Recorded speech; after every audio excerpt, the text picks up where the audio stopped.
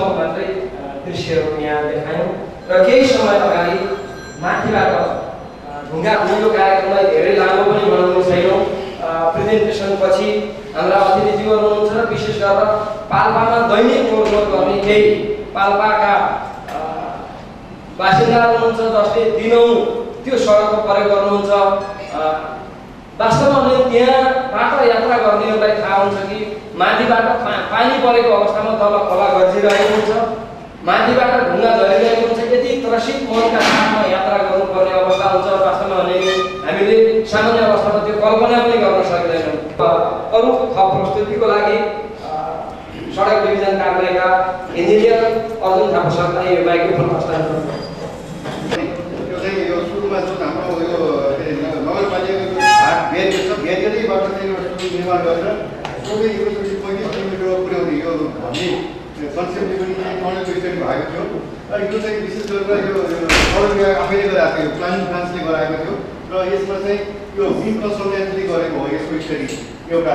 अनि अर्को स्टडी चाहिँ एउटा यो के भन्छ डाक्टर शङ्कर ढकाल भन्ने एकजना स्कलर हुनुहुँदो रहेछ। उहाँले चाहिँ यही विषयमा यही यो हाम्रो सिद्ध बाबाकै पहिरोको विषयमा यसलाई कसरी रोकथाम गर्न सकिन्छ भनेर उहाँले पिएचडी थेसिसै तयार गर्नुभएको रहेछ यो शङ्कर ढकालले। र अनि उहाँ शङ्कर ढकालजीलाई चाहिँ सडक विभागले यो उहाँलाई चाहिँ पिएचडीको चाहिँ उसमा के अरे गर्ने सिलसिलामा अलिकति केही सहयोग गरेर उहाँलाई एडिसनल सपोर्ट पनि गरिदियो। जस्तै सर्वे गर्ने अनि सर्वे गर्नको लागि म्यान पावर प्रोभाइड गरिदियो। यी लेभल रिपोर्ट लिएर उहाँबाट पनि एउटा रिपोर्ट चाहिँ कलेक्ट गरेको छ सडक विभाग डिभिजन सडक कार्यालय पाल्पाले। एउटा चाहिँ माथिको रिपोर्ट चाहिँ यो फिजिबिलिटी अफ टनल चाहिँ सडक विभाग प्लानिङ ब्रान्चले गरेको चाहिँ डिभिजन सडक कार्यालय पाल्पाले उहाँलाई जो पिएचडी गर्ने स्कलर डाक्टर शङ्कर ढकालजीलाई सहयोग गरेर उहाँबाट तयार विन कन्सल्टेन्टबाट पनि अलि थप इनपुट लिएर तयार गरेको दोस्रो रिपोर्ट। यी दुईवटा रिपोर्टको विषयमा विशेष गरेर म केन्द्रित हुन चाहन्छु। यो टनलमा के गरिरहेछ भने यो टनलमा 3 अल्टरनेटिभ भेटिएको रहेछ। यो 3 अल्टरनेटिभ एउटा अल्टरनेटिभ चाहिँ के अरे सुरुको स्टार्टिङ पोइन्ट 3वटै टनलको चाहिँ यो के भन्छ 27 किलोमिटरै हो। 27 किलोमिटर भनेको हाम्रो चाहिँ नगरपालिकाको ब्यारियरभन्दा अगाडि जुन हाम्रो सुरुमा देखाउनु भएको थियो त्यो पहिरो हो। त्यही पहिरोभन्दा अगाडिबाट चाहिँ टनल निकालेर चाहिँ सोझै गोबान क्रस गरेर पढाइ निकाल्ने हिसाबको चाहिँ टनल हो। त्यही गरेर तिनवटा चाहिँ कुनै 1 किलोमिटर अगाडि निकाल्ने कुनै 1 किलोमिटर पछि निकाल्ने त्यसरी चाहिँ गरिएको छ। यो मेन चाहिँ के हो भने यो यसमा यो टनल निकाल्नु मेन उद्देश्य त यहाँ चाहिँ यहाँ दुर्घटना अत्याधिक बढ्यो र यो रकफल भइरहेको छ। यसले चाहिँ कति बेला कहाँ के गर्यो एकदमै लाइफको एकदमै असुरक्षा भयो भन्ने हिसाबले पनि हो। अनि अर्को चाहिँ यसमा कस्तो छ भने यो यहाँको रक स्ट्रक्चर चाहिँ मडस्टोन बिचमा मडस्टोनको ब्यान्ड छ। मडस्टोन भने चाहिँ हेर्दाखेरि चाहिँ हिउँदमा चाहिँ सुक्खा हुँदाखेरि पढाइ देखिन्छ। जब पानी पर्छ पानीले चाहिँ फास्ट बगेर जान्छ। त्यो के भन्छ यो भनेको चाहिँ कस्तो भने जुन जस्तो कमेरो हो तर एक्चुअल कमेरो चाहिँ होइन, यो मडस्टोन हो। मडस्टोन र स्यान्डस्टोन दोस्रो खण्डमा चाहिँ मडस्टोन र स्यान्डस्टोनको अल्टरनेटिभ एउटा मडस्टोन त्यहाँबाट स्यान्डस्टोन फेरि मडस्टोन स्यान्डस्टोन छ। अनि माथिल्लो खण्डमा गएर दोभान खण्डतिर गएपछि त्यहाँ फेरि लाइमस्टोन छ। लाइमस्टोन जुन सिमेन्टलाई प्रयोग गर्ने त्यो लागि प्रयोग गर्न सकिन्छ फाइनिङ अनुसार। जुन हाम्रो यो जुन देखाइएको यो हो होइन, यतिबाट त्यो नगरपालिकाको चाहिँ एम जुन हाम्रो बजारको एम हुनुहुँदै जुन हाम्रो बेकारी क्याफे दिल्लीबाट स्टार्ट गरिरहेको छ 3वटा टनलबाट। यो 3वटा टनल एउटा टनल चाहिँ यहाँ एन्ड गराउँछन्। एन्ड गरेर एउटा त्यसरी स्टडी गरिरहेको छ। एउटा टनल चाहिँ यस यो पोइन्टमा गएर अर्को टनल र अर्को टनल चाहिँ यो पोइन्टमा गएर यसरी सिधै यहीँबाट सोझै स्टेट टनल त्यसरी चाहिँ 3वटा टनलको कन्सेप्ट चाहिँ उहाँले चाहिँ प्रारम्भिक अध्ययन गर्नुभएको रहेछ। भने यो अहिले भनेको पोइन्ट हो ठ्याक्कै यो यहाँबाट चाहिँ ठ्याक्क यो पहिरो यो सुरुको पहिरो यो हो। त्यसपछि त्यहाँ यो चिडिया खोला आयो। चिडिया खोलामाबाट चाहिँ ओपन भयो। यहाँ चाहिँ यो फर्स्ट कन्सेप्टमा चाहिँ कस्तो भने एउटा टनल यतिमा हेर्नुभयो यो चाहिँ 500 मिटर कतिको छ, 700 मिटरको छ क्या। त्यहाँबाट फेरि 3 किलोमिटरको यो टनल यो फर्स्टमा यहाँनिर निकालियो, दोभान बजार त्यतातिर भयो। त्यसरी एउटा टनल अनि दोस्रो टनल चाहिँ यो यहाँ यो दोस्रो टनल र तेस्रो टनल यसरी चाहिँ एउटा 3वटा टनलको कन्सेप्ट चाहिँ उहाँले अध्ययन गर्नुभएको रहेछ। अनि गर्दाखेरि कस्तो देखियो भने फर्स्ट अप्सनमा चाहिँ पहिलो अप्सनमा चाहिँ 770 मिटर एउटा 3.2 भनेपछि 3.8 किलोमिटर लामो चाहिँ टनल फर्स्ट टनल देखियो अनि दोस्रो टनल चाहिँ 3.24 किलोमिटर देखियो भने दोस्रो चाहिँ तेस्रो चाहिँ 3.3 किलोमिटरको देखियो। त्यसरी चाहिँ यो विभिन्न टनलहरू उहाँले चाहिँ अध्ययन गर्नुभएको रहेछ। अनि यो उहाँले चाहिँ यो टनलमा चाहिँ सर्कुलर असन गर्ने कि भन्ने सर्कुलर खन्ने गोलो खनेर त्यसमा डोरो ट्राफिक जाने खालको गर्ने भन्ने किसिमको एउटा अप्सन त्यो सोच्नु भएको छ। अनि त्यसपछि त्यो बाहेक चाहिँ होइन हर्सु टाइपको गर्ने र अथवा कर्भिलिनियर गर्नेहरू चाहिँ सोच्नु भयो। तर चाहिँ यो कर्भिलिनियरलाई उहाँहरूले चाहिँ प्रिफरेन्स गर्नुभएको थियो। त्यो चाहिँ भन्दाखेरि र स्टेप यहाँको जियोलोजीको लागि स्टेबिलिटी चाहिँ यसमा फर्न बढी हुन्छ भन्ने किसिमकोमा चाहिँ बढी स्टेबिलिटी हुन्छ भन्ने कन्सेप्ट उहाँले चाहिँ इस्टिमेट गर्नुभएको हो। इस्टिमेट र एउटा चाहिँ स्टडी गर्नुभएको रहेछ। र यसमा चाहिँ यो यति लामो टनल अब 200 मिटरभन्दा लामो टनल हुने बित्तिकै त्यहाँ भेन्टिलेसनको चाहिँ एकदम जरुरी हुन्छ। अनि कुरा चाहिँ उहाँले चाहिँ फिजिबल राम्रो भन्नुभएको रहेछ। अनि यसमा चाहिँ एउटा सबभन्दा राम्रो फाइदा भनेको भने इन्भाइरोमेन्टल इफेक्ट चाहिँ यसमा सबैभन्दा कम पर्छ। दुष्प्रभाव चाहिँ वातावरणीय दुष्प्रभाव चाहिँ यो निर्माणबाट एकदमै कम पर्छ। अब तर चाहिँ अब 95% सब्सिडी दियो भने 5% लागि चाहिँ कुनै प्राइभेट पार्टीले चाहिँ लगानी गरेर उठाउनु चाहिँ सक्छ। 95% चाहिँ नेपाल सरकारले आइदियो र 5% चाहिँ कुनै प्राइभेट पार्टीले चाहिँ इन्भेस्ट गरेर अनि उसले चाहिँ 30 वर्षसम्म चलाउने गर्ने हो भने 95% सब्सिडी चाहिँ दिन सक्यो भने पर्दा चाहिँ यो अप्सन चाहिँ फिजिबल भनेर देखाउनु भयो उहाँहरूले। कुरो चाहिँ उहाँले फिजिबल भनेर देखाउनु भएको छ। अब अर्को स्टडी कस्तो? अब अर्को स्टडी चाहिँ योभन्दा फरक स्टडी हो। यो चाहिँ टनलको नितान्त टनलबाट हो। अर्को चाहिँ के हो भने यही भइरहेको चाहिँ चिजलाई यही रोडलाई अलिअलि चाहिँ सामान्य कामहरू गरेर अनि ढुङ्गा आउने ठाउँमा ढुङ्गालाई चाहिँ कसरी चाहिँ त्यसलाई नियन्त्रण गर्न सकिन्छ, पहिला कसरी नियन्त्रण गर्न सकिन्छ, विभिन्न अहिले भइरहेका विश्वमा भइरहेका स्टडीहरू लेटेस्ट टेक्नोलोजीलाई युज गरेर गर्न सकिने गरी जुन जापानबाट डक्टर शङ्कर ढकालजीले आफ्नो पिएचडी थेसिसमा गर्नुभएको कुरो सेकेन्ड अप्सन हो। यो सिद्धान्त राम्रो कुरो मेन पहिलो मेन खण्ड भनेको यो एसटी खण्ड हो। र यसमा के भन्छ यसमा उहाँले के गरिदिनु भयो भने यसमा चाहिँ स्टेटिस्टिकमा चाहिँ डक्टर शङ्कर ढकाल यहाँ युनिभर्सिटी अफ जापानमा उहाँले पिएचडी गर्नुभएको। उहाँ एकदम चिफ चाहिँ उहाँ हुनुभयो। त्यसपछि जियोटेक्निकल इन्जिनियर चाहिँ हामीले एडिसनल फन्डिङ गरेको उहाँको लागि इला पोखरीको लागि एडिसनल फन्डिङ गर्यो। जियोलोजिस्टहरू उहाँलाई बहुत सर्वेयर सहितको यो कन्सल्टेन्ट किनेर चाहिँ पाल्पा डिभिजनले फन्डिङ गरिदिएर उहाँले यो चाहिँ निकालेको रिपोर्ट हो। अब यसमा चाहिँ त्यही भनिहालेँ एकदम एकदमै कमजोर चाहिँ चट्टान छ, फ्रेगमेन्टेड टुक्रा भएका रकहरू छ। अनि त्यसपछि सोइल भन्दा त्यो मडिस्टोन र चाहिँ त्यो रक र चाहिँ एकदम यङ रकहरूको चाहिँ अल्टरनेट लेयर छ र जुन सफ्ट लेयर अथवा मडिस्टोनको लेयर चाहिँ थिएर अनि त्यसपछि चाहिँ त्यो आफ्नो मास चाहिँ देख्न नसकेर रक फल हुने हो। यहाँको स्थिति चाहिँ त्यो करिब यहाँ चाहिँ के देखियो भने 400 मिटर माथिबाटसम्म रक फल भएको देखियो। माथि सबभन्दा अग्लो भनेको 400 मिटर माथिबाट रक गुल्टिँदै आएर सडकमा चाहिँ सडक खाने चाहिँ स्थिति रहेछ। यो हार्ड लेयर छ, यो सफ्ट लेयर, हार्ड लेयर। यो चाहिँ यो बिचको मडिस्टोन हो, यो स्यान्डस्टोन यस्ता लेयरहरू छन्। अब यो चाहिँ यो रोडभन्दा तलको स्थिति हो। यो जमिन ब्यान्डहरू देखिन्छ। यो हार्ड र सफ्टको ब्यान्डहरू मजाले देख्न सकिन्छ। करिब मोरले इक्वल भन्दा नि मडिस्टोनको अलिक पातलो छ, रकको चाहिँ मोटो लेयर छ। यसरी पहिरो आइरहेको छ। सडकको चौडाइ सेफ्टीको क्वेसन उठाएको छ। ड्रेनहरू चाहिँ यसरी चाहिँ पहिरोले बन्द हुन्छ। ड्रेन बन्द हुने बित्तिकै त्यहाँको पानी पिचमा पानी हो। पिचमा आउने बित्तिकै पिच चाहिँ इमिडिएट बिग्रिने भयो। यस्ता चाहिँ यो ल्यान्डस्लाइडले प्रब्लम गरिरहेको छ कि त्यसरी चाहिँ माथिबाट रकहरू चाहिँ यसरी टपल गरेर आएर चाहिँ ढुङ्गाका टुक्राहरू विशाल टुक्राहरू 2 घरमिटर 3 घरमिटरका भनौँ 5-6 टनका यस्ता टुक्राहरू आएर बसिरहेको अवस्था छ। अनि त्यसरी सडकमा यसरी आउँछ। यो चाहिँ हामीले देखिहाल्यो कसरी चाहिँ 4-4जना घुटाउने एक ठाउँमा गएको थियो। यस्तै केसहरू यसमा भइराखेको रहेछ। अनि यो चाहिँ यसमा हुने चाहिँ अब चाहिँ यसै चालले चाहिँ यहाँको गयो यो ओभरह्याङ भयो। अनि आफ्नो रोड थाम्न सक्दैन अनि भुक्क ढल्छ। अनि यो सबै यसको सम्पूर्ण क्षेत्रमा यस्तो ध्यानहरू भयो।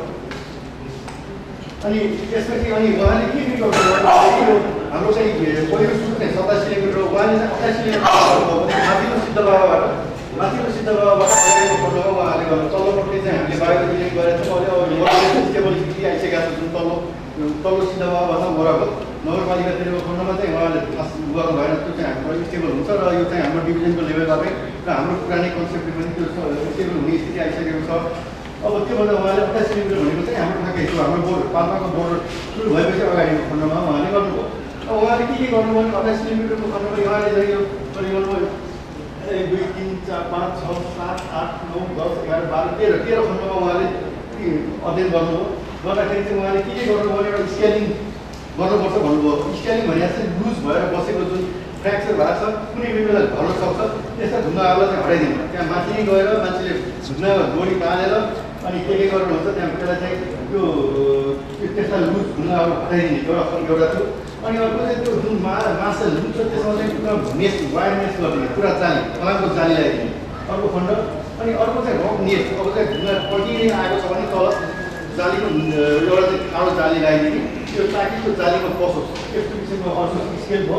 अनि अर्को चाहिँ अर्को चाहिँ कस्तो रक सेड गर्नुभयो। जस्तै माथिबाट ढुङ्गा आयो तल गाडी हिँड्छ अनि ढुङ्गा चाहिँ त्यो माथि एउटा छाना जस्तै बनाइदियो आरसिसीको छाना बनाइदियो अनि ढुङ्गा चाहिँ टक्कर चाहिँ गर्नु खोलातिर जान्छ डाइरेक्ट तल त्यहाँ गाडीलाई हिँड्नु नगरिकन 3 अप्सनमा उहाँले चाहिँ डिजाइन गर्नुभयो। त्यो 3 5 अप्सनमा हेर्नु त्यसरी मान्छे जाने गोली बाँध्ने अनि लुजलाई चाहिँ कम्प्लिटली हटाइदिने।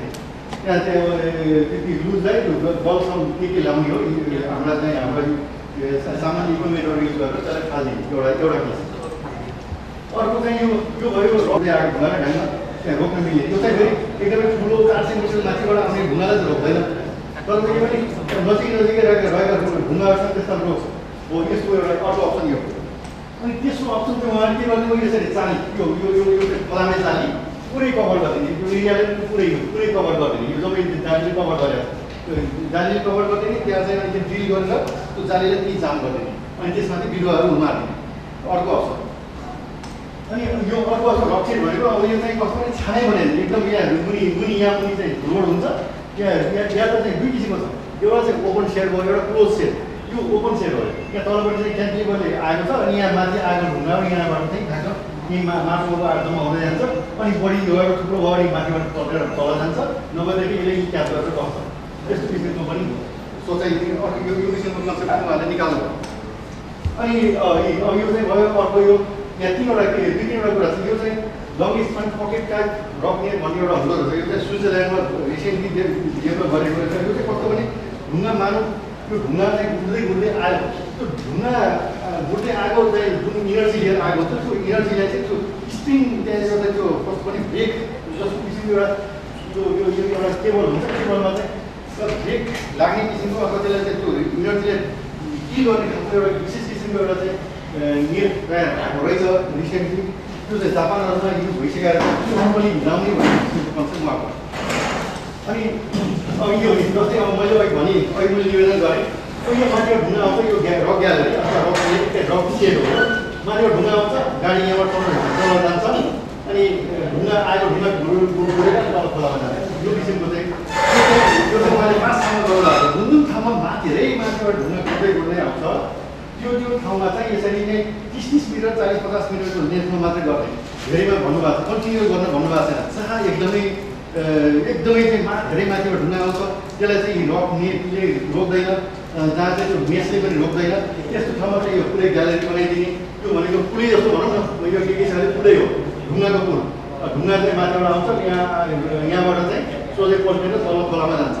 यस्ता चाहिँ उहाँले 5 ठाउँमा आइडेन्टिफाई गर्नुभएको छ। 5 ठाउँमा हेर्छ बनाइदिने ती चाहिँ 40-50 30-40-50 60 मिटरसम्मका त्योभन्दा धेरै पर्दैन। अनि अरूमा चाहिँ विभिन्न यो मैले अघि बताएका विभिन्न अप्सनलाई यतातिर यो नेटिङ गरियो होइन वायर मेसिङ गरियो यो के अरे नेटिङ के रक नेटिङ गरियो अनि त्यसपछि रक सेट गर्ने यसरी विभिन्न कम्बिनेसनमा जहाँ जे आवश्यक पर्छ त्यही गर्ने त्यसरी गर्ने कन्सेप्ट। के गर्ने भन्नु उहाँले विभिन्न यहाँ जुन हाम्रो 28 किलोमिटर उहाँले जुन मैले अघि बताएँ 10-11 चाहिँ 11वटा चाहिँ उहाँले विभिन्न खण्डमा कस्तो कस्तो गर्ने भनेर उहाँले बताउनु भएको छ। त्यो चाहिँ 28 किलोमिटर भने चाहिँ यो सिधा मन्दिरबाट जसको अगाडिपट्टि चाहिँ यहाँ उहाँले चाहिँ यो स्क्यानिङ गर्ने स्क्यानिङ भनेको त्यो लुज ढुङ्गाहरू फालिदिने हटाइदिने कि यिनीहरू कुनै बेला ढल्न सक्छ। त्यही भयो भने पानी पऱ्यो भने अनि यिनीहरूलाई चाहिँ माथि नै गएर त्यसलाई चाहिँ खसाइदिने। अनि त्यसपछि वायर नेटिङ यो पुरै खण्डलाई वायर नेटिङ गरिदिने।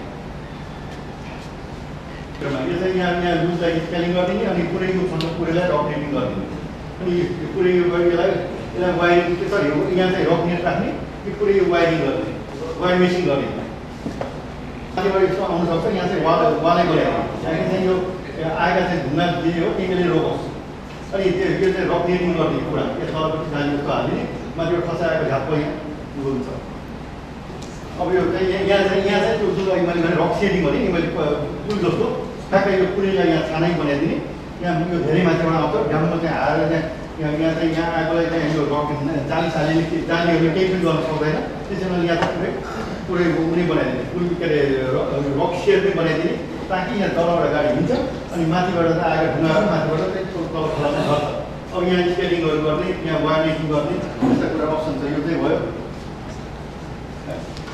त्यो चाहिँ यो वायर मेस गर्ने भनेर उहाँले दिनुभएको यहाँ रक नेट हालिदिने अनि यो भागमा चाहिँ गर्ने अनि बाँकीमा यहाँ यति खण्डमा रक नेट हालिदिने कन्सेप्ट अनि त्यसै गरी चाहिँ यो चाहिँ 29+510 पनि यस्तै यो खण्डलाई वायर मेस गरिदिने अनि यो खण्ड स्क्यानिङहरू गरिदिने यस्ता कुराहरू हो यहाँ चाहिँ पुरै भनेको जस्तै जुन अहिले रक डिसिएन भने माथिबाट चाहिँ त्यो के अरे पुल जस्तै बनाइदिएर गाडी हिँडाउने अनि त्यो ढुङ्गा आएर ढुङ्गाहरू सोझै खोलामा खस्ने गरी यहाँ चाहिँ सेड हाल्ने अनि वायर मेसिङ हो नेक्स्ट यहाँ पनि रक नेटिङ गर्ने यहाँ वायर मेसिङ गर्ने त्यो गर्नु भन्नुभयो उहाँको सुझाव हो यहाँ पनि त्यस्तै गरी यो एकदमै माथिबाट ढुङ्गा आउँछ यहाँ चाहिँ पुरै जस्तो बनाइदियो रक सेड बनाइदियो ताकि चाहिँ आएको ढुङ्गाहरू सोझै तल खोलामा जान्छ अनि यो वायर मेसिङ गर्ने यो भयो चाहिँ 29,810 यहाँ पनि त्यस्तै वायर मेसिङ गर्ने स्केलिङ गर्ने त्यो लुज ढुङ्गाहरू हाल्ने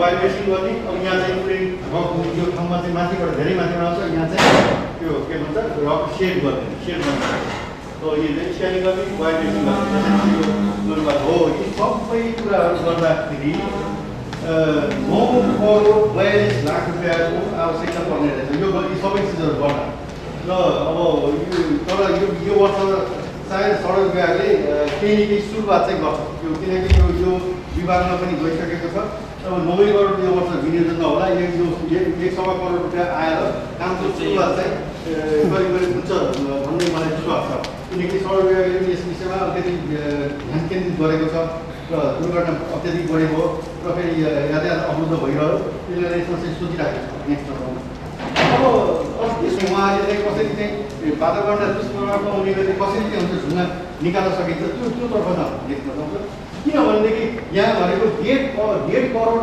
घनमिटर ढुङ्गा पाइन्छ निक्लिन्छ यहाँबाट तर 1 करोड 100 करोड घनमिटर चाहिँ माटो पनि निक्लिन्छ माटो पनि त्यो ठाउँबाट त्यो निक्लेको माटोलाई चाहिँ तिनीहरूको दायाँतिर के हाल्दै भइगयो किनभने गरेको ठाउँमा चाहिँ माटोहरू त्यता थुपार्दै भइगयो अनि यत्रो चाहिँ 150 करोड ढुङ्गा त्यहाँबाट निक्लिने चिज त्यो के भयो यो चाहिँ यसबाट त मानव 10 रुपियाँ मात्र रोयल्टी हो भने 10 रुपियाँ चाहिँ 1 घनमिटरको 10 रुपियाँ रोयल्टी हो भने 150 करोडको रोयल्टी कति भने हो रहेछ त 10-15 अरब रुपियाँको जेनेरेट पो गर्छ त यसले यो ढुङ्गा चाहिँ हामी 700 रुपियाँ बेच्न सक्यौँ भने यो त 10-15 अरब रुपियाँ चाहिँ यसैले जेनेरेट गर्छ त्यो चाहिँ 8-10 करोड रुपियाँ भने त केही पनि भएन अनि त्यसपछि अब यो चाहिँ इन्डिया चाहिँ यो कन्स्ट्रक्सन मेटेरियलको एकदम भोको छ यो एकदमै यो त 700-800 किलोमिटरको रोडहरू सुनौलीले जोड्ने रोडहरू बनिरहेछन् यिनीहरू के भन्छ इन्फ्रास्ट्रक्चरको बुम भइरहेको छ यस्तो भोको देश छ हामी किनेबाट त पेट्रोल नलिएर हाम्रो देश चल्दैन भने हाम्रो ढुङ्गाको किनेर देश चलाउँछ हामी त्यो हिसाबले सोचे हो कि त्यो मेरो अर्को यो अर्को आइडिया अनि अब नेपालमा एडभान्टेज के त हाइड्रो पावर हो अनि चाहिँ अर्को गरेर चाहिँ ढुङ्गा त हो नि हामीसित हामी सिमेन्ट फ्याक्ट्री ढुङ्गासित जे छ त्यही कृषिमा एडभान्टेज लिने हो हामीसित ढुङ्गा त ढुङ्गामा किन नलिने हामीसित बाल यी ढुङ्गाबाट कुटेर बालमा निक्लिन्छ यसैबाट एग्रिगेट निकाल्छौँ अलिकति चाहिँ के भने र मेटेरियलै बनाउने होइन कि यसलाई प्रोसेसिङ गर्नु पऱ्यो सेमी प्रोसेसिङ गर्नु पऱ्यो ताकि अब यसैबाट हामीलाई क्रसर इन्डस्ट्रीहरू चाहिँ चलाउँ यसैबाट चाहिँ अनि यही ढुङ्गा युज गरौँ अनि हुँदै गएपछि अनि त्यसपछि रिभरबाट किन झिक्नु पऱ्यो रिभरबाट चाहिँ झिक्नु बन्द गरेपछि जहाँ गएर त्यहाँ झिकाउन जहाँ जरुरी छैन जहाँ चाहिँ नोक्सानी भइरहेको छ त्यहाँ किन झिक्ने ढुङ्गाबाट रिभरबाट जरुरी भएन अनि त्यसपछि यो त जग्गा त समिन्छ नि त पछि यो जग्गा त समिने हो त्यहाँ पाहाडको माटो ढुङ्गा माटो बेच्ने बिक्री गरिदिएपछि त समिन्छ त्यहाँ ल ठिक छ त्यहाँ वातावरण सुधार्नलाई फरेस्ट लाउनुपर्ने हो होइन एग्रिकल्चर गरेको त्यो त हाम्रो कुरा हो त्यो चाहिँ हामीले चाहिँ गरेको हो अनि त्यसपछि यो जमिन चाहिँ यो भइसकेपछि चाहिँ यो लाइफ र चाहिँ एक्सिडेन्टको कुनै कारण छ त्यो त हराइहाल्छ अनि तर चाहिँ इन्भाइरोमेन्टको चाहिँ एउटा समस्या अब इन्भाइरोमेन्ट भनेर त सधैँ बसेर मात्रै हामी के उभो राख्छौँ र भन्ने एउटा चाहिँ अर्जुन थापाज्यूलाई अब हामी कार्यक्रमको दोस्रो चरणमा प्रवेश गर्छौँ। पाल्पाबाट सहभागिताका लागि आउनु भएको छ जसले दैनिक त्यो सडकमा ओहोरदोहोर गर्नुहुन्छ, त्यो जोखिम गर्नुहुन्छ।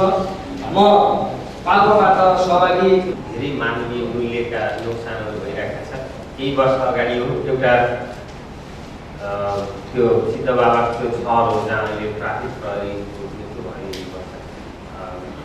त्यहीँनिर एउटा गाडी चाँकिएको कुरा अर्को दिन थाहा भयो। त्यहाँ गाडी चाँकिएको छ भन्ने कुरा, एउटा ट्रक चाँकिएको भन्ने कुरा मात्रै थियो। अनि अर्को बस पनि केही चाँकिएको छ भन्ने कुरा त अर्को दिन धेरै पछि थाहा भयो। त्यस्तो खालको एउटा दारुणिक अवस्था छ त्यहाँ। त्यसले कुराहरू उठिरहेका छ। यो ढुङ्गासुङ्गाका पनि धेरै तनावहरू उठिरहेका देखा थिए। यो के जापानिज प्रविधिलाई यो नट बोल्ट टाइट गर्ने कुराहरू एउटा पत्रिकामा पढेको थिएँ। सायद अब यो एउटा तत्कालको लागि सबैभन्दा उपयुक्त माध्यम पनि हो र त्यो थालनी गर्नै पर्छ।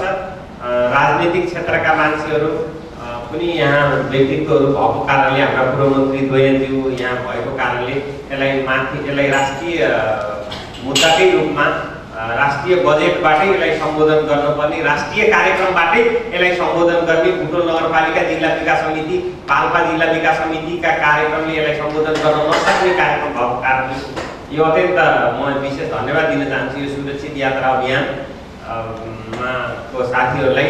र यो एकदमै यसलाई चाहिँ यो मलाई चाहिँ कस्तो लाग्यो भने मैले जति सहज तरिकाले त्यो यात्रा गर्थेँ नि, अब आजदेखि म अझै बढी डराउने भएँ। मलाई कस्तो लाग्छ भने दोकान पुगेपछि बाँचेँ, यता बुटो लागेपछि बाँचेँ जस्तो लाग्ने, दिनदिनै मरिने तर दिनदिनै बाँचिने त्यो यात्रा मैले त्यो जोखिम मोलिरहेका छु। र त्यो अझै यो यसलाई चाहिँ यो माथि हेर्ने यो अहिले भिजुअल जुन देखियो नि, अब त्यो त मैले पनि हेरेको छैन, म त हिँडेन छु। त्यसलाई त्यसो धार्जेसँग कहाँ हेर्ने छ। अब यो पाण्डेजीले यो क्यामेराबाट कैद गर्नु भएको रहेछ। अब यो माथिका त्यो ढुङ्गाका अत्यन्त यो सडक विभागको पनि चरम लापरवाही छ, लापरवाही अति छ। हामी कसरी एकाउन्टेबल गराउने? अब यो ढुङ्गा झर्नै थालेछ। त्यो सामान्य प्रविधिबाट त्यो ढुङ्गा झराल्न मिल्छ, सामान्य तरिकाबाट झराल्न मिल्छ, तर झराल्ने प्रयास गरेको पाइन्छ। यी मान्छे डराइरहेका छैन। म त बाइकमा अलिक छिटो हिँड्छु, म किन डराउने जस्तो लाग्छ। त्यो पानीमा पनि मान्छेहरू हिँडिरहेका हुन्छ। प्रत्येकका मान्छेहरू हुनुहुन्छ, मैले नाम जान्दिनँ, अनुहार चिन्छु।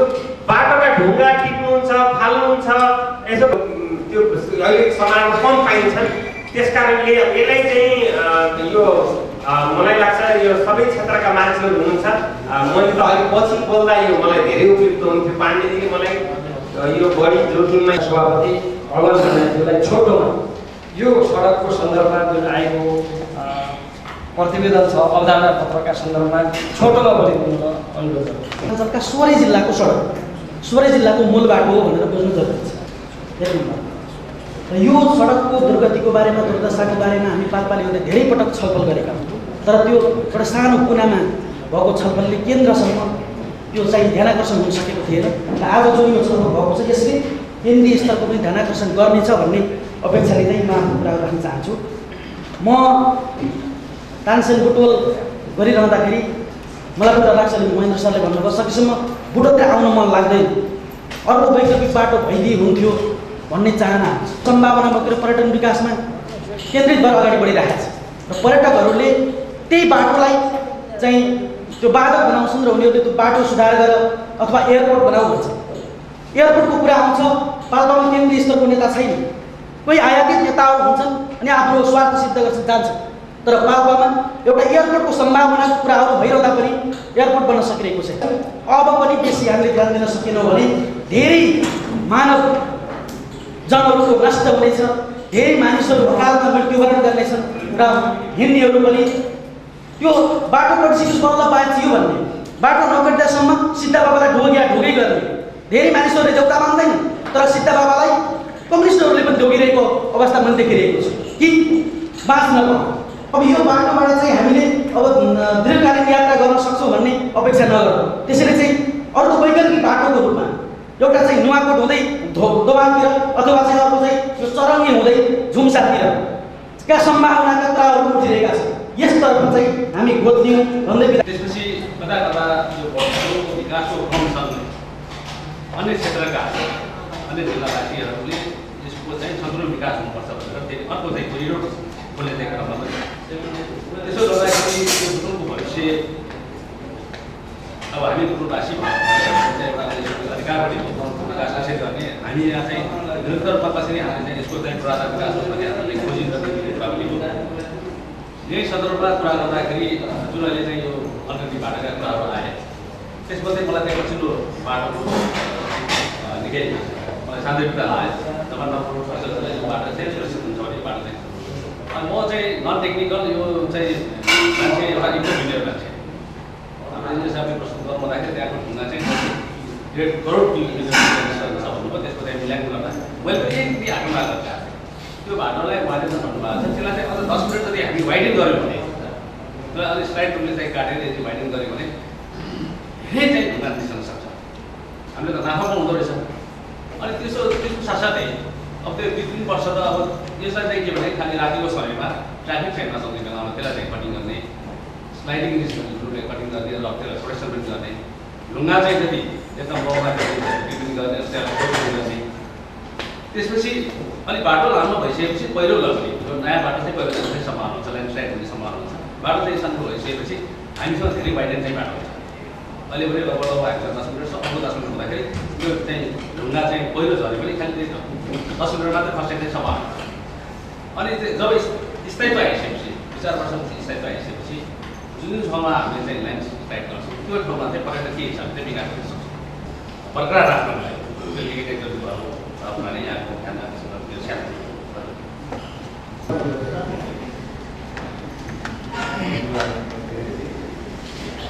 यो सिद्ध बाबा अथवा वैकल्पिक उपायहरू संरक्षणका लागि हाम्रो इन्जिनियर साहबले राख्नुभयो।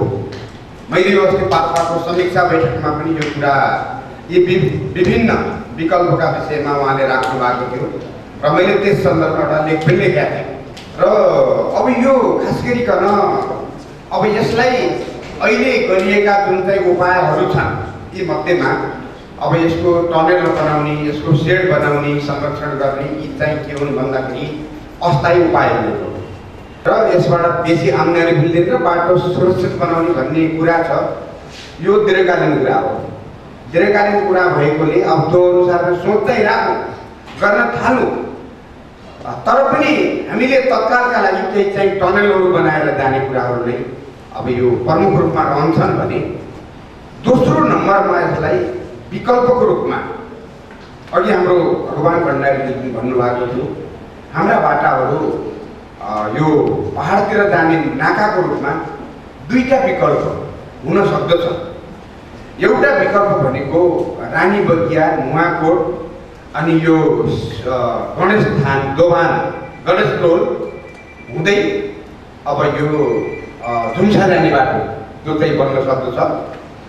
अर्को बाटो यो चरङ्गेदेखि झिल्टुङ डाँडो, झिल्टुङबाट झुम्सा यो चाहिँ अलिकति होचो छ। यो चुरे रेन्जको सबभन्दा यो होचो भाग छ। यसलाई चाहिँ एउटा विकल्पको रूपमा लिइयो भने अरू बाटो करिब करिब उतातिर बनिसकेको छ। अलिकति यो चरङ्गेदेखि झिल्टुङ डाँडासम्म बनाउने हो भने यो एउटा विकल्पको रूपमा हुन सक्दछ। दीर्घकालीन रूपमा वैकल्पिक बाटोको सम्भाव्यता अहिले मैले यहाँ प्रस्तावित गरेका दुईटा बाटाहरू मध्येको राम्रो गरी फिजिबिलिटी स्टडी गरेर अगाडि बढ्दाखेरि राम्रो हुन्छ भन्ने मलाई लाग्दछ। र यो अहिले यो तत्काल हाम्रो यो मर्मसम्म र यो तत्काल उपचारको विधिका सन्दर्भ भन्ने धेरै पैसा पनि रहेछ। 4 करोड जति रहेछ। 4 करोड 5 करोड रुपियाँ यो राज्यले त्यसमा खर्च गर्नु कुनै यो ठुलो कुरा होइन। अगाडि बढ्नु पर्दछ भनेर मैले चाहिँ जोडदार रूपमा माग पनि गर्न चाहन्छु अनि प्रस्ताव पनि गर्न र हाम्रो एउटै शरीरको अङ्ग जस्तो गुठो र तानसेनलाई हामीले अलग बनाउन सक्दैन। चाहे यो रूपन्देहीको उत्तरी भागको संस्कृति, यहाँको वेशभूषा, भाषा र हाम्रो जीवन पद्धति र हाम्रो प्रेसको साथीहरूले पात्रसितमा सम्झिने र हिँड्ने। अब आएपछि अलिअलि बिर्सिने पनि हो, फेरि फर्किसकेपछि बिर्सिन्छ। त्यसले गर्दा यो हामीलाई चाहिँ नि एक हिसाबले यो धेरै नै स्तब्धै बनाएको छ। र तपाईँहरूले प्रेजेन्टेसन गरेर चाहिँ यो झर्न थाले पाहाडले अहिले सबैलाई चाहिँ अलिअलि चक्कर पनि लागिरहेको छ। अलिक कमजोर मान्छे भएर पर्नु फेरि चाहिँ त्यसले गर्दा शारीरिक गहन देवको अध्ययन गर्नुभएको रहेछ। र यसलाई अघि अर्जुनजीले भनेको कुरा धेरै राम्रो कुरा छ, प्राविधिक। अब राजनीति र नीति निर्माण गर्ने र प्राविधिकीहरूको समायोजन या दुईटा कुरा मिल्यो भने मात्रै बल्ल चाहिँ निर्माण कार्य प्रारम्भ हुन्छ, होइन हजुर सर? अब उहाँले भनेको कुराको चाहिँ बजेट दिएन भने हुँदैन। अब हामीले चाहिँ आमसभा थियो, आमसभा बोलिदियौँ, प्राविधिक हिसाबले भाइबल फिजिबल भएर पनि गाह्रो हो नि।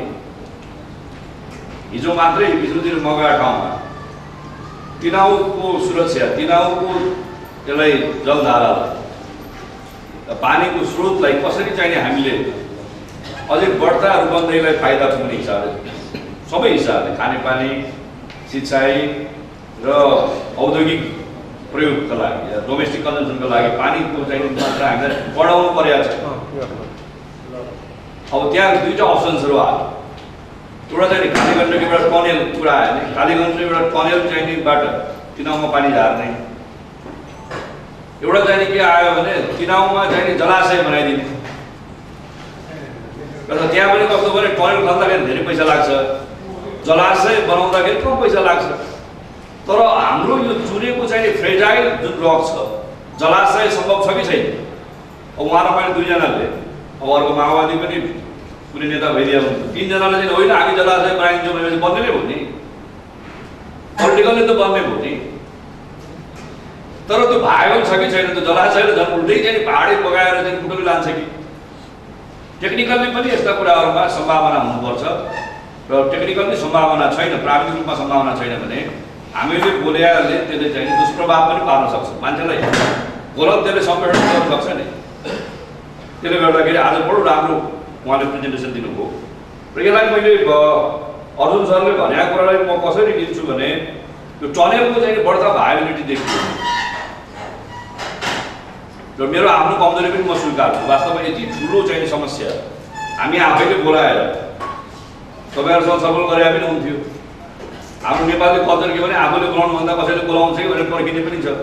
सायद विष्णुजीले गर्नुभएको थियो कि इतिहासमा, मलाई याद छैन, उहाँले बोलाएर पनि पायो भने। वास्तव यो बारेमा साथीहरूसँग भेट्नु राखेको संविधान कहिले बन्छ, कस्तो बन्छ आदि इत्यादि पनि चर्चा हुन्थ्यो क्या। यो बाटोको यति बेहोम स्थितिको बारेमा एकचोटि म उद्धव वाणीसँग प्रोग्राममा गएको थिएँ तानसेन। प्रधानमन्त्री राजीनामा दिइसक्नु भएको थियो, हामी चाहिँ कामचलाउ सरकारमै थियौँ। त्यतिखेर उद्धव वाणीसँग यो जोडसँग कुरा उठेको थियो र मैले यसका लागि म प्रयत्न गर्छु पनि भनेको थिएँ। तर पर्सनल्ली यो भेटघाटमा धेरै मान्छेले भन्या पनि छैन कि मेरो पार्टीसँग कति चाहिँ सौहार्दता पनि छ, कहिलेकाहीँ झगडा पनि हुन्छ, तपाईँहरूले सम्झना गराउन चाहनु भएन। कतिवटा प्रोग्राममा चाहिँ इन्ट्याक्ट भएको छ, उहाँसँग मेरो चाहिँ एकदमै पैसाले किसाले दण्ड पनि भएको छ। तर यो बारेमा चाहिँ सधैँ हिँड्ने उहाँले पचस पनि हुनुहुन्छ, उहाँले भन्नुभयो भने हाम्रो संस्कृति पनि हो यो नेपालीहरूको। आफूले भोगिरहेका कुरा अर्कालाई सेयर नगर्ने र यसका सम्भावनाहरूको चाहिँ खोजिदिने नगर्ने र एउटा परिकल्पना, सुन्दर परिकल्पना हामीले गरेका छौँ भने पनि त्यो सपना पनि सेयर नगर्ने। विष्णुजीले हिजो भन्नुभयो एउटा देश निर्माण गर्ने नागरिकले या नेताले सुन्दर सपनाहरू देख्नुपर्छ भन्नुभयो के? वास्तवमा ठिक हो तपाईँले भनेको। एउटा देखिया सपना अरूलाई सेयर पनि गर्ने हो नि, त्यो गर्दा गर्दै बन्ने त रहेछ नि। सपना नदेख्ने हो भने त यथास्थितिमा चलिरहेको हुन्छ, आफ्नो मात्रै घर टाढिरहेको चलिरहेको छ। त्यहाँ पहिरो नआए बेलामा बाटो काट्नु सबभन्दा सजिलो त्यही होला। तर त्यो त सपना होइन नि।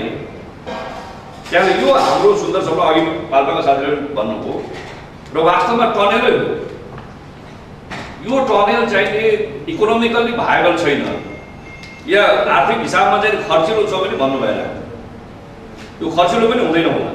जसले हाम्रो यसैमा पिएचडी गर्ने हाम्रो साथीहरूले जुन भन्या धारणा छ त्यो चाहिँ कस्तो हो भन्दाखेरि उहाँले पिएचडी गर्दाखेरिको अध्ययनको बेलाको इकोनोमिकल भाइबिलिटी र फिजिबिलिटी हो। यो भनिसकेपछि त यात्रीको सङ्ख्या बढ्छ नि त। म एउटा मात्र उदाहरण दिन चाहन्छु। मनकामनामा चितवन कोइलले चाहिँ तपाईँलाई यो जुन खालको चाहिँ उनीहरूले केबल कार राख्यो उनीहरूले यति ठुलो एजेन्सनै गरेका थिए। यो केबल कारले यति धेरै मान्छे बोक्छ र एउटा चाहिँ मोडल चाहिँ प्रोजेक्ट हुन्छ। मलाई लाग्छ उनीहरूको लगानी चाहिँ केही वर्ष अगाडि उठिसक्यो होला। एउटा केबल कार कारणले मनकामनाको आकर्षण बढेको छ। त्यसको बेसिनमा त्यसको फेदमा रहेको चाहिँ तपाईँलाई ठुलै चाहिँ बजार बसिसकेको थियो पर्यटकीय हिसाबले। फुलमाला मात्रै चाहिँ तपाईँलाई 1000 रुपियाँको दिनमा बिक्री हुन्छ होला। त्यो आसपासमा चाहिँ तपाईँलाई नयाँ रोजगारी, नयाँ व्यवसाय र नयाँ बस्ती नै विकास हो भने मलाई लाग्छ मोटर पार्किङ मात्रै 1000 रुपियाँको हुन्छ दिनमा। यदि हामीले टनेल बनायौँ भने त्यहाँ यात्रा गर्नेको सङ्ख्या बढेर जान्छ। खालि यो 95% चाहिँ राज्यको 5% चाहिँ निजी क्षेत्रमा मात्रै होइन, 100% राज्यले गर्ने र निजी क्षेत्रलाई हामीले पछि भने पनि कालान्तरमा बुटवलदेखि तानसेनसम्म जाने धेरै पर्व सम्भार र त्यहाँको चाहिँ सामाजिक र तपाईँलाई प्राकृतिक वनस्पतिको सुरक्षा र संरक्षण पनि त्यो चाहिँ बजेटले गर्न सकिन्छ नि। त्यहाँ त्यो लगानी खेला गएको मान्नुहुन्छ। अब यो त चाहिँ अब यो बनाउने क्रममा त अघि उहाँले भन्नुभयो 1,42 करोड, 1,56 करोड, 1,86 करोड होइन तपाईँले भने। यो चाहिँ मुद्रास्फीति कारणले चाहिँ नि यो हामीले सुरु गऱ्यौँ भने यतिले बन्दैन। कम्तीमा 3 अरब जति लाग्छ जस्तो लाग्छ मलाई। मेरो यो फेरि टेक्निकल होइन, पोलिटिकल कुरा। किन हामीले सुरु गरिसकेपछि जहाँ पनि थप्दैकै छौँ नि। तर राज्यले चाहिँ नि यति महत्त्वपूर्ण यो एउटा मोडल प्रोजेक्ट रूपमा पनि हुन्छ र त्यसबाट हुने आम्दानीका सम्भावनाहरू पनि बढेर जान्छ। त्यसले गर्दा यो टनेलकातिर चाहिँ हामी दीर्घकाल रूपमा जानैपर्छ जस्तो लाग्छ मलाई। र सरकारले चाह्यो भने 3 अरब रुपियाँ चाहिँ अलिकति गाह्रो होइन। यो टनेलका बारेमा म अलिकति अर्जुनजीलाई चाहिँ जोड्की दिन जान्छु भने बुटवल यो दोभानको मात्रै पर्सपेक्टिभमा हेर्नु भने टनेल चाहिँ महँगो हो के होइन। तर हामीले हेर्दाखेरि के गर्नु पर्यो, ओभरअल सिद्धार्थ राजमार्गलाई हेर्नु। सुनौली बेलैयादेखि भैरवा, भैरवादेखि बुटवलदेखि दोभान, दोभानदेखि तानसेन, तानसेनदेखि तपाईँलाई स्याङ्जा, स्याङ्जादेखि तपाईँलाई पोखरा। यो ओभरअल द रुट सिद्धार्थ राजमार्गलाई रिहाब गर्ने, सिद्धार्थ राजमार्गलाई रिहाब गर्नु पर्यो नि। खालि यो तानसेनवासी र बुटवलवासीको चाहिँ आगमनको मार्ग मात्रै होइन नि त। ओभरअल त चाहिँ गुल्मी छ, अर्घाखाँचीको एउटा पूर्वी बेल्ट होला, स्याङ्जा छ, त्यसपछि तपाईँलाई के अरे पर्वत छ, बागलुङ छ, म्याग्दीको बेल्ट छ, कास्की नै भयो, लुम्बिनी पोखराको पर्यटकीय चाहिँ जुन पर्सपेक्टिभ र सम्भावना छ त्यो जम्मै कुरालाई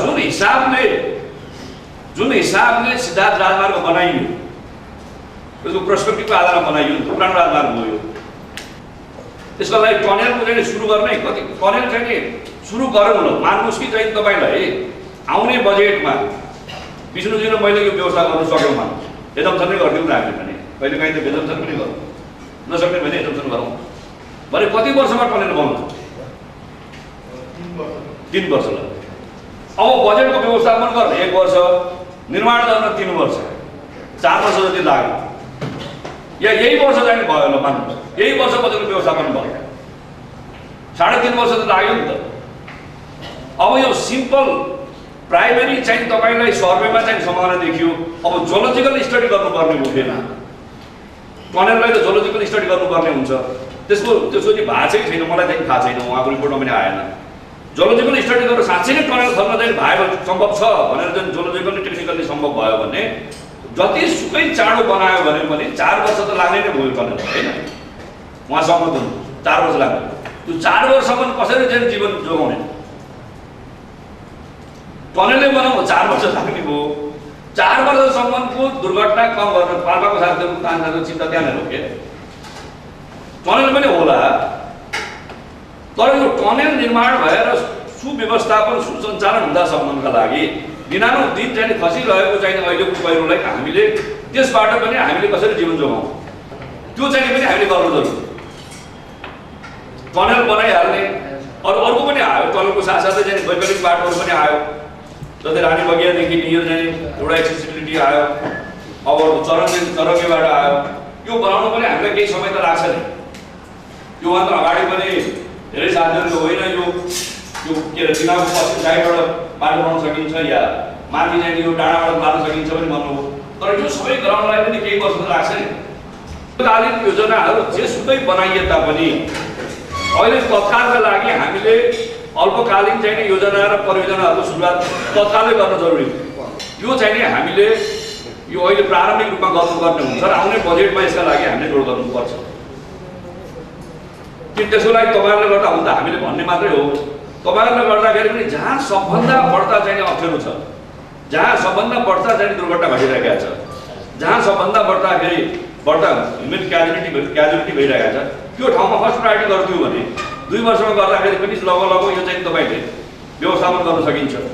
यो कुरा चाहिँ एकदमै राम्रो हो र यसका लागि दीर्घकालमा टनलका लागि पनि लागु वैकल्पिक बाटोहरूको सम्भावना के छ त्यो एउटा अप्सन हो र टनल चाहिने यो भाइबलै हो के। मेरो हार्दिक तपाईँको आग्रह छ, के अरे हाम्रो डी अत्यन्तै हुनारै हुनुहुन्छ, उहाँ पनि काबिल मान्छे हुनुहुन्छ, यो टनल चाहिने बढ्दा महँगो भयो भने तपाईँहरू सोध्दै नसोध्नु। त्यहाँले हामी टनलमा गइरहेका छौँ, टनलमा नभइकन हामीलाई सुकै छैन, पानीको व्यवस्थापन गर्न टनलमा नभए सुकै छैन। हाइड्रोको लागि मात्रै टनल होइन, इरिगेसनकै लागि ड्रिङ्किङ वाटरकै लागि पनि हामी टनलमा जानुपर्ने छ र यो रोडका लागि पनि टनलमा जानुपर्ने हुन्छ र सबै टनल चाहिँ तपाईँलाई भारतदेखि काठमाडौँको जस्तो चाहिँ हामीले एक्सेसिबल टनल मात्रै होइन, यो चाहिँ कतिपय ठाउँमा त पर्यटकीय हिसाबले पनि टनल चाहियो नि त। हामीसँग राम्रो कलेज बनाउनु पर्यो, जमिनै छैन, कुनै प्रोजेक्ट ल्याउनु पर्यो, जमिनै छैन हामीसँग जमिन, कि त तिनीहरूको चाहिँ किनारमा जानु पर्यो। त्यस कारण यदि तपाईँले भनेको कुरालाई यो एकदम ठिक कुरा हो कि त्यो पहाडलाई उत्खनन गरेर ढुङ्गा पनि बेच्ने, माटो पनि बेच्ने, त्यसको व्यवस्थापन गर्ने र त्यहाँ चाहिँ त्यो सम्म भइसकेपछि त्यो चाहिँ जमिनलाई पर्यटकीय हिसाबले त्यसलाई सदुपयोग गर्न सक्यौँ भने पनि त्यसले धेरै ठुलो चाहिँ लाभ दिन सक्छ। हाम्रो जमिन बेच्छ, जुनुकमा फ्युल छ त्यसले चाहिँ फ्युल बेच्छ, पेट्रोल पदार्थ बेच्छ। जुन मुलुकमा चाहिँ तपाईँलाई अब अफ्रिकामा चाहिँ त हिरा छ, उसले हिरा बेच्छ, जुन मुलुकमा कोइला छ कोइला निकालेर बेचिदिन्छ। अब हाम्रो मुलुकमा ढुङ्गै छ त ढुङ्गा निकालेर बेच्न हामीले आपत्ति गर्नु हुँदैन, ढुङ्गा छन् निकालेर बेच्ने हो, तर त्यो ढुङ्गा निकाल्दाखेरि त्यहाँको चाहिँ वातावरण धेरै नबिग्रियोस्, त्यो वातावरणको व्यवस्थापन हुन सकोस्। जस्तै पहाडबाट ढुङ्गा निकालेर त्यसलाई सम्म मैदान बनाउन सक्यौँ भने पनि त नयाँ बस्ती बसाल्न सकिन्छ नि। त्यसले त यो धेरै के अरे यो राम्रो चाहिने, यो पनि राम्रो उच्च स्तरकै सपना हो। यो यसका लागि पनि लागौँ र अब वातावरणविदहरूलाई पनि कुरा गरौँ, उहाँहरूलाई पनि भनौँ। वातावरणविदहरू के छ भने उहाँहरूको चाहिँ वान वे ट्राफिक जस्तो हुँदो रहेछ क्या, वातावरण त हामीले भन्दा त औद्योगिक मुलुकहरूले बढी बिगारेको छ नि।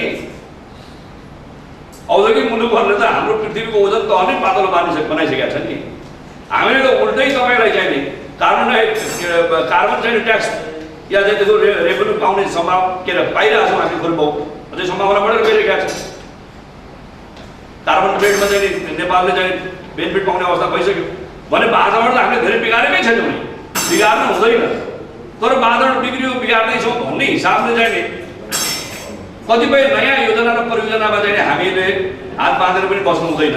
यसको पनि हेरौँ, यसको पनि पोलिटिकल भन्दा पनि यसको चाहिँ भायबिलिटी टेक्निकल्ली के छ त, ढुङ्गा निकाल्न सकिन्छ कि इन्धन निकाल्दाखेरि कति हुन्छ, अलिकति निकाल्यो झन् बढी भस्किन्छ कि।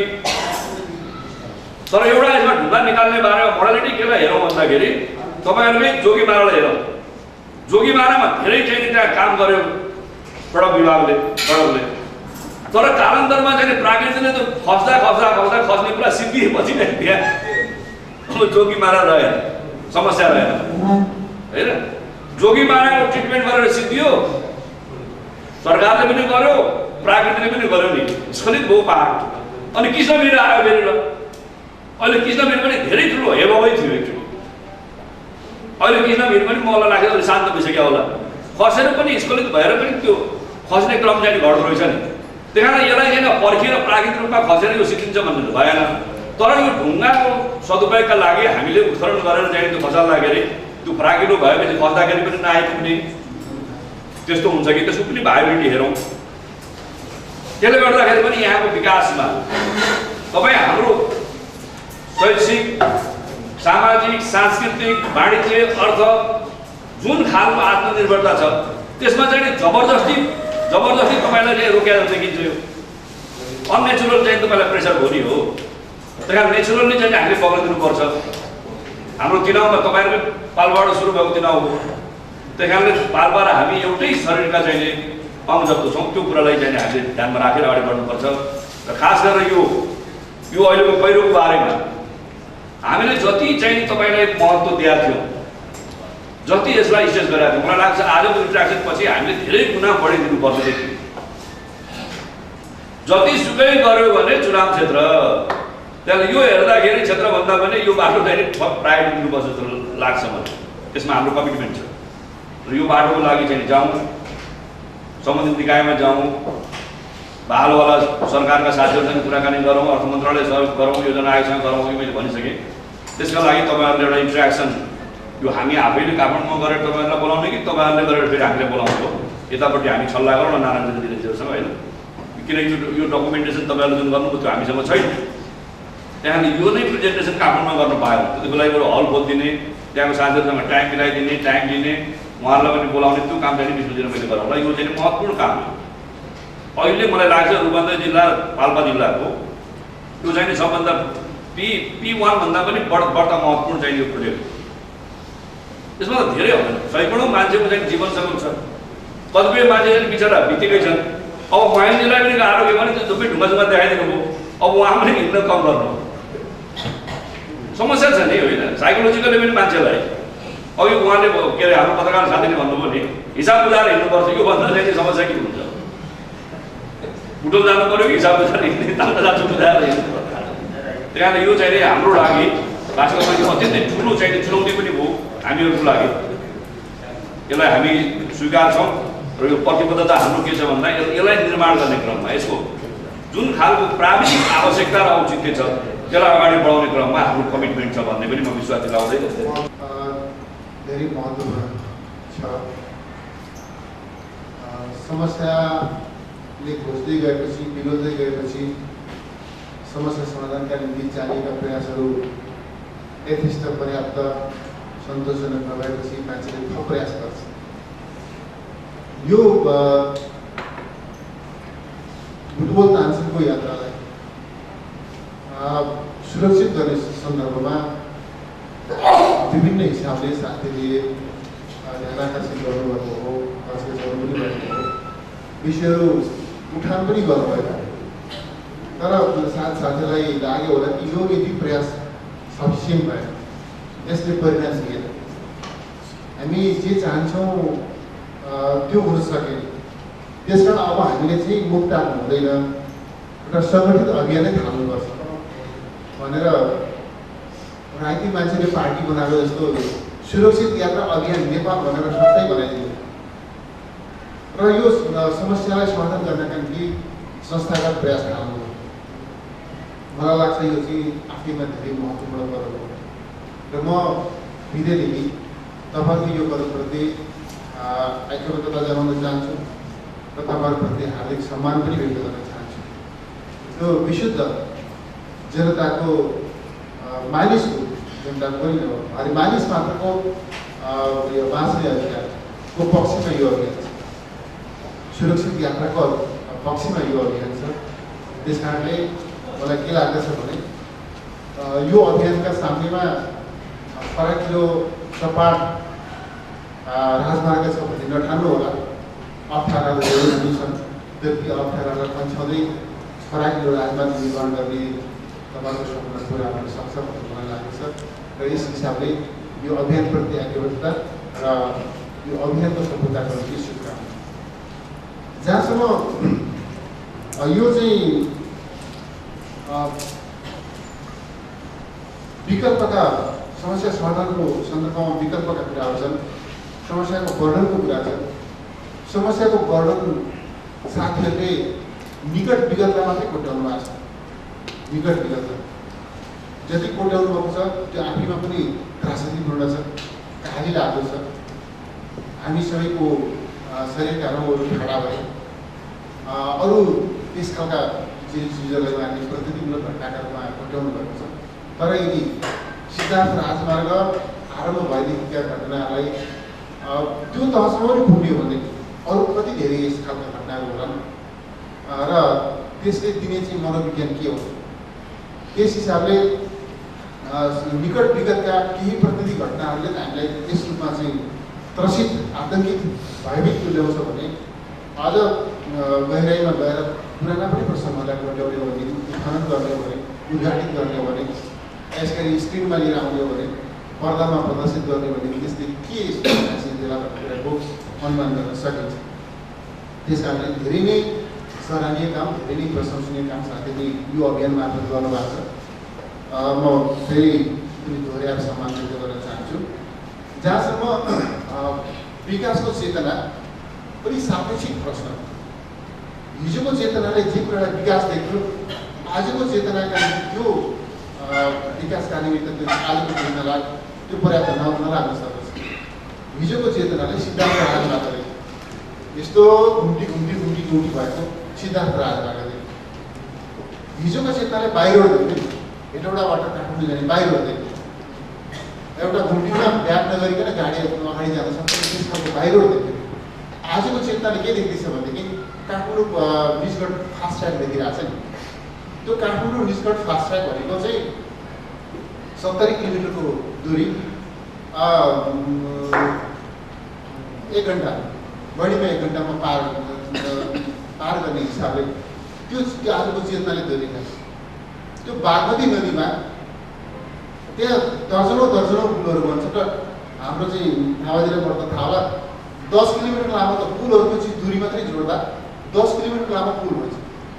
10 किलोमिटर लामो पुल, तपाईँ भन्नुहोस् 70 किलोमिटर लामो बाटोमा 10 किलोमिटर लामो पुल भन्छ र त्यो बाटो घुम्नै मान्यो। यस हिसाबले आजको चेतनाले त्यो देख्यो नि, हिजोको चेतनाले त बाहिर देखायो है भन्नुहोस् त। हिजो मान्छेले के देख्यो भने विकास भन्दाखेरि बाहिर देख्यो, हेटौडाबाट माथि के भनेदेखि के माथिको डाँडामा सिमन्दिर निस्कने, अनि त्यहाँबाट ओह्रालो जाने, यस्तो घुमेको छ, जता घुमेको छ। त्यस हिसाबले यो हिसाबले चेतना अद्यावधि हुँदै जान्छ र विकासका मान्यताहरू पनि अद्यावधि हुँदै जान्छन्, विकासको आवश्यकता पनि अद्यावधि हुँदै जान्छ। त्यस हिसाबले आज हामीले समस्याको वर्णन गर्छौँ र समाधानको खोजी गर्छौँ भने आजको चेतना, आज दुनियाँ कहाँ आइपुग्यो, आजको मोडर्न साइन्स एन्ड टेक्नोलोजीले के खालको चाहिँ विकासको अवधारणालाई अघि सारिदिएको छ, त्यो चिजको आधारमा हामीले चाहिँ समाधान खोज्ने त्यो खालको चाहिँ कुरो गर्नुपर्छ भन्ने मलाई लाग्छ। त्यस हिसाबले पनि यो समस्या समाधानका सन्दर्भमा जे अल्टरनेटिभ्सहरू चाहिँ साथीले राख्नुभयो, सबै अल्टरनेटिभ्सहरू आकर्षक छन्।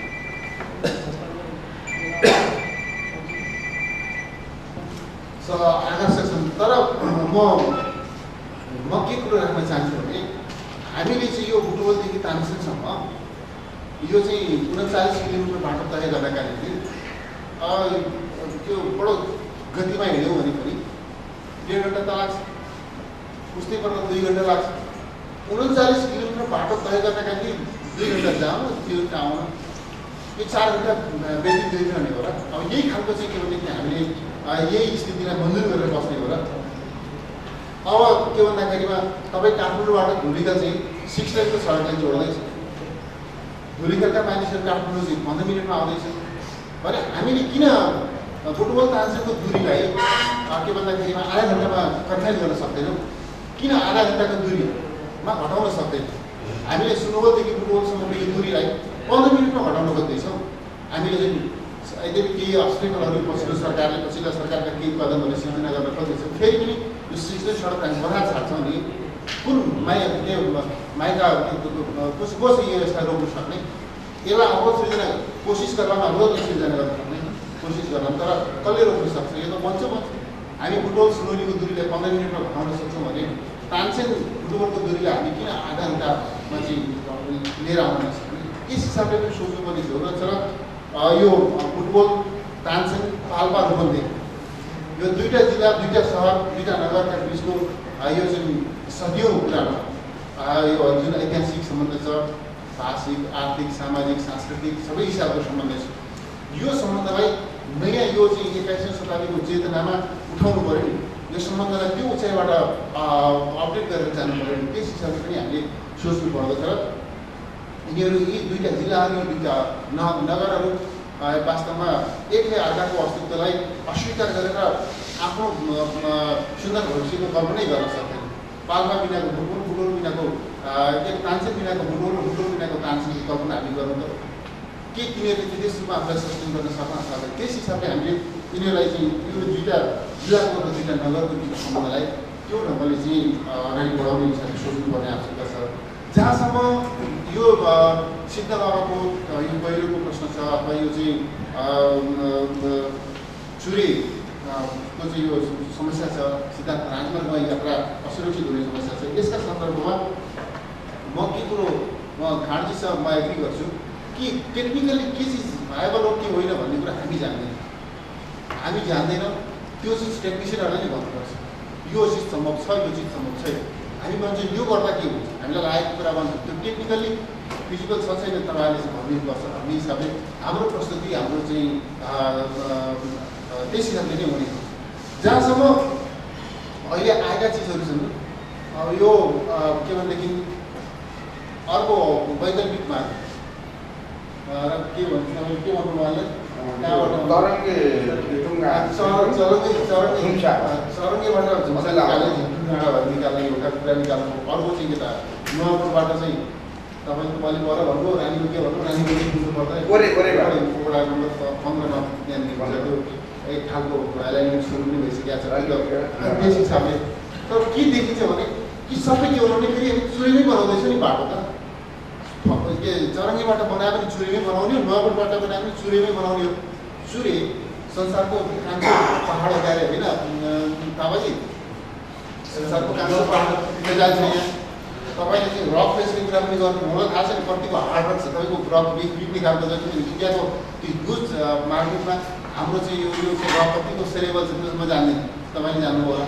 त यो खालको चाहिँ कान्छो छ पहाड हामीसँग छ र हामी समस्या समाधान गर्नका निम्ति अर्को विकल्प त खोज्छ, त्यो कतिको सस्टेन गर्छ त्यो पनि टेक्निकली नै तपाईँले सजेस्ट गर्ने हो। यदि त्यो फिजिकल छ, सम्भव छ, टेक्निकली भाइबल छ भनेदेखि त्यो चिजलाई हामीले एउटा अप्सनको रूपमा लिएर जान सक्छौँ।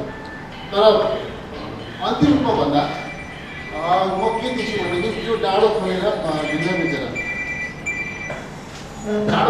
ढुङ्गा बेचेर त्यसपछि चाहिँ घरमा हामी कमाउन सक्छौँ, त्यसपछि त्यहाँ धुप पनि हुनसक्छ। वातावरण हिसाबले के कुरा भयो भने वातावरणका सन्दर्भमा म के कुरा एग्री गर्छु भने हामी वातावरणलाई यथेष्ट महत्त्व दिन्छ, तर वातावरण जीवनका निम्ति भन्ने कुरालाई बिर्सिन्छ। जीवनको निम्ति नै हो वातावरण, त्यस कारणले जीवनको निम्ति वातावरण हो।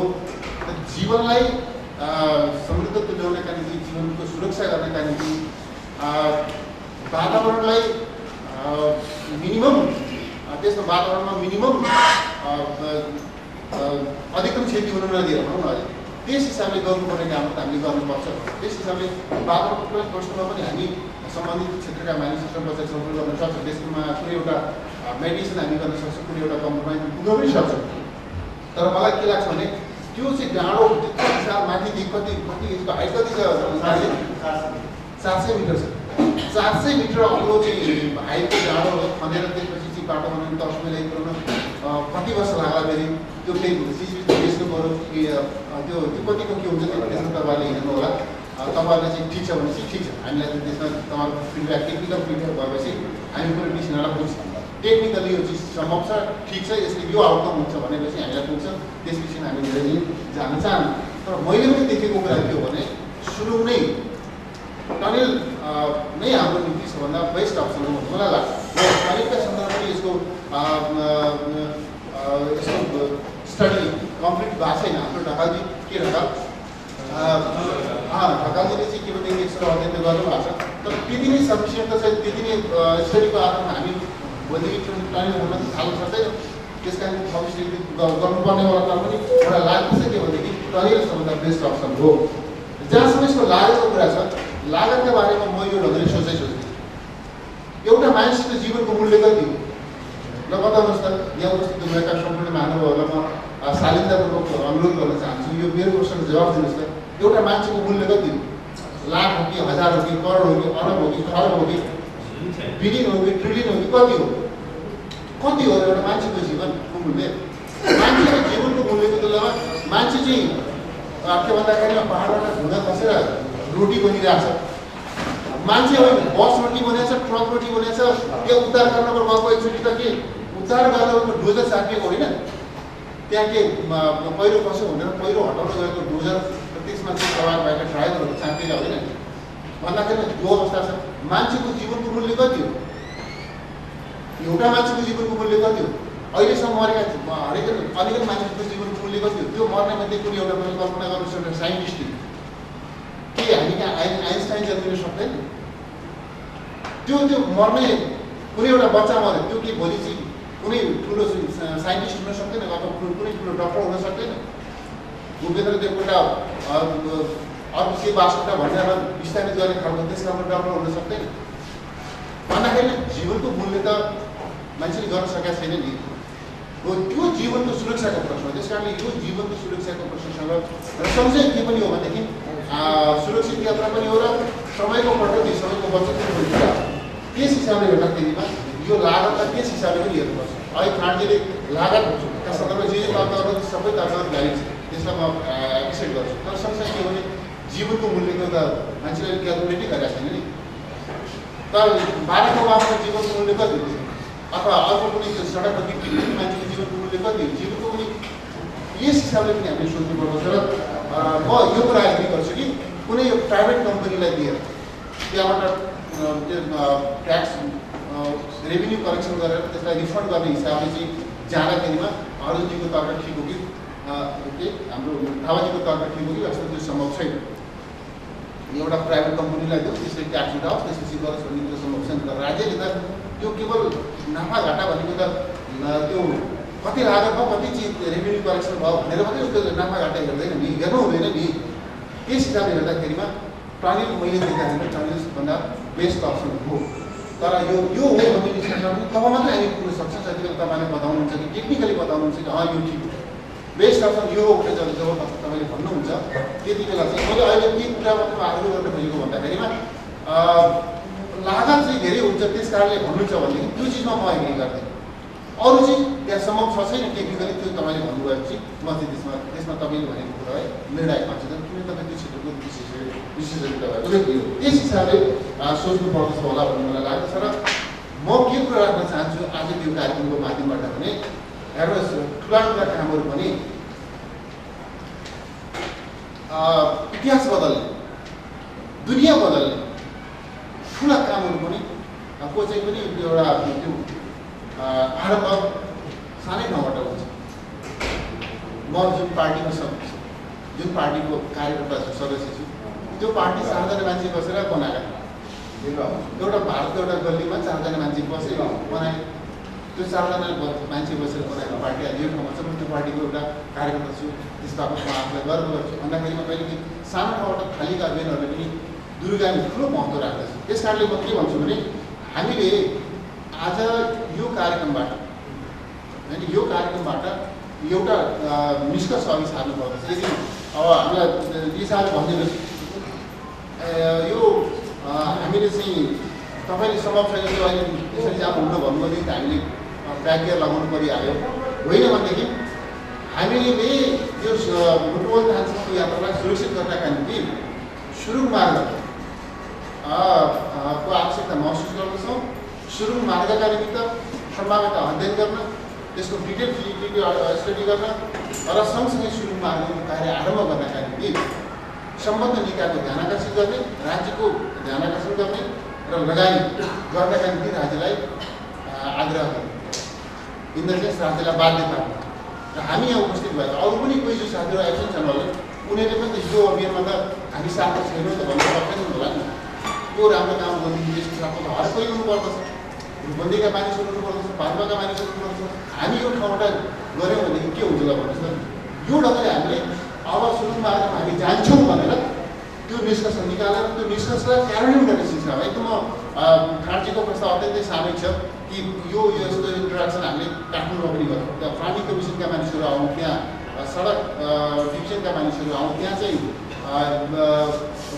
यो चाहिँ मन्त्रालय भौतिक योजना मन्त्रालयका प्रतिनिधिहरू आउँ, त्यसमा अरू विभिन्न क्षेत्रका यो विषयमा यस्तो अल्टरनेटिभ्सहरूका बारेमा स्टडी गरेका विज्ञहरू आउँ, त्यहाँ चाहिँ सम्भव छ यो त्यो स्टडी गर्नुको ढकाल्यो भने आउनुहोस्। त्यस हिसाबले चाहिँ एउटा अलिक फराकिलो दायरा त्यहाँ राज्यका सम्बद्ध पदाधिकारीलाई पनि राखेर छलफल गर्ने हिसाबले इन्ट्रेक्सन गरौँ र हामीले त्यहाँ के प्रकारले प्रस्तुत गरौँ त्यो इन्ट्रेक्सनमा भने नि जानु यहाँ पर्दछ। त्यहाँ अब कुन अप्सन यो अप्सन कि त्यो अप्सन कि भनिरहेकोले भन्दा पनि अप्सन यो हो, यहाँ जान जरुरी छ र यो यसका निम्ति राज्य तयार छ कि छैन, तयार छैन भने हामी त्यो तयार पार्नका निम्ति हामी आएका हौँ, हामी राज्यलाई तयार हामी पार्छौँ भन्ने त्यो सङ्कल्पको साथमा हामीले त्यसरी प्रस्तुत हुने हिसाब र त्यस हिसाबले चाहिँ हामीले राजधानीको अन्तर्क्रियालाई त्यस रूपमा चाहिँ अर्गनाइज गर्न सकिन्छ। अर्गनाइज त तपाईँहरूले नै गर्नु किन यो संस्था यस्तो गरिकन एउटा काम आरम्भ गरेको संस्था छ। हामी त्यसको यो सफल आयोजनाका निम्ति भोलिन्टियरले के गर्नुपर्छ खाँडजीमा हामी चाहिँ गरि नै हाल्छौँ, तर तपाईँहरूले चाहिँ त्यो आयोजना गर्नुहोस् फर्मली, हामी त्यसलाई प्रभावकारी बनाउनको निम्ति आफ्नो छ। त्यो ठाउँबाट एउटा निष्कर्ष निकाल्छ। त्यहाँ राज्यको कोही प्रतिनिधि आउँछ भने उसले बोलेर जान्छ, यो आउने वर्षको बजेटमा हामी यो चिज मेन्सन गर्छौँ, कार्यक्रममा पनि राख्छौँ, बजेट एलोकेट पनि गर्छौँ, कार्य आरम्भ पनि गर्छौँ भन्ने खालको कमिटमेन्ट गर्न पर्ने गरी गर्न सक्ने गरिकन हामीले त्यो खालको तयारी गर्नुपर्दछ। तयारीलाई डकुमेन्टेसनको तयारी, अरू अल्टरनेटिभ्सहरूको तयारी अब यो संस्थाको तर्फबाट अथवा सडकको तर्फबाट सम्बन्धित साथीले त्यस रूपमा गर्नुहोस् र हामी अब यो चाहिँ असुरक्षित यात्रालाई सुरक्षित यात्रामा रूपान्तरण गर्नका निम्ति हामी के भन्दाखेरिमा यो आउने बजेट यो त कुनै टेम्पोरेरी फिनोमेना हो, कुनै चाहिँ यो जुन अहिले छ के छ कस्तो छ केयरटेकर सरकार लामो समयलाई आदि इत्यादि यो सब चिन्ता बारे नगर्नु। मुलुकले सहमति नपरिकन सुकै छैन, एकदम प्रष्ट कुरा हो, सहमति नपरिकन सुको छैन, केयरटेकर सरकारको रूपमा चल्दैन। केयरटेकर सरकारले त्यो लामो समयसम्म शासन गर्छु अनिर्वाचित रूपमा भन्ने कुरा त्यो दिवार त्यस्तो समय पुरा हुनेवाला छैन। त्यस कारण मुलुक सहमतितर्फ आउँछ भन्ने मतलब यो समस्यालाई पनि त सामूहिक रूपमा सम्बोधन गर्ने स्थिति हुन्छ नि। त्यस हिसाबले हामीले सोचौँ अगाडि जाउँ जहाँसम्म तात्कालिक व्यवस्थापनका कुरा हो। यो हाम्रो जुन समस्याको सामग्रिक र दीर्घकालीन समाधानमा पुग्नुभन्दा अगाडि पनि त मान्छेले बाँच्नु त पाउनु पऱ्यो नि।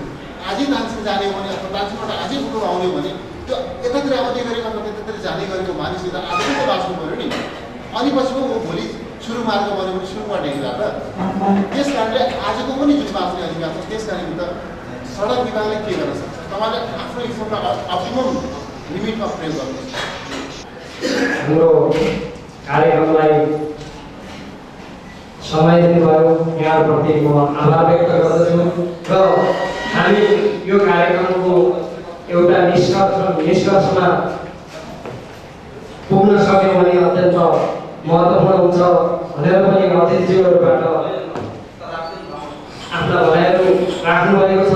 अहिले आजको यो कार्यक्रममा हामीले विशेष गरेर अतिथिज्यूहरूको दीर्घकालीन योजनाको रूपमा त्यो सडकलाई सुरक्षित बनाउनका लागि सुरुङ मार्ग पहिलो विकल्प र यो सबैभन्दा उत्तम विकल्पको रूपमा उहाँहरूले पनि त्यसलाई अगाडि बढाउनका लागि त्यसको भौगोलिक अध्ययन, त्यसको इन्जिनियरिङ डिजाइन सबै डिटेल प्रोजेक्ट समेत तयार गर्नका लागि एउटा खालको निष्कर्षमा आज हामी पुगेको जस्तो मलाई लागेको छ र त्यसै गरी अहिले तत्कालै यसलाई कसरी सुरक्षित बनाउने त भन्ने सन्दर्भमा प्रस्तुत भएका दुईवटा विकल्पहरूलाई पनि हामीले यो अल्पकालीन योजनाको रूपमा र तत्कालीन योजनाको रूपमा हामीले त्यसलाई अगाडि बढाउनका लागि पनि सबैभन्दा उत्तम विकल्प हुन् र आजबाट थाले पनि भोलिबाट थाले पनि माथिबाट ढुङ्गा झार्ने कुरा वास्तवमा यो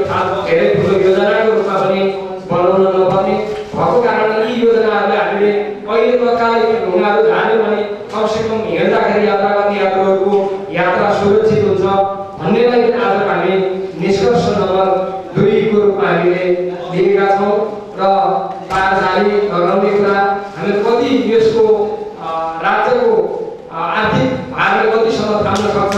त्यसबाट अगाडि आएर निजी क्षेत्रबाट समेत यो ढुङ्गाहरू उत्खनन गरेर बिक्री गर्दाखेरि पनि राज्यलाई पनि आम्दानी हुने कुरालाई पनि हामीले यो विकल्पको रूपमा अल्पकालीन यो तात्कालिक विकल्पको रूपमा हामीले लिएका छौँ र आजको यो निष्कर्ष हो भन्ने मलाई लागेको छ। यदि यी निष्कर्षहरू भने सम्पूर्ण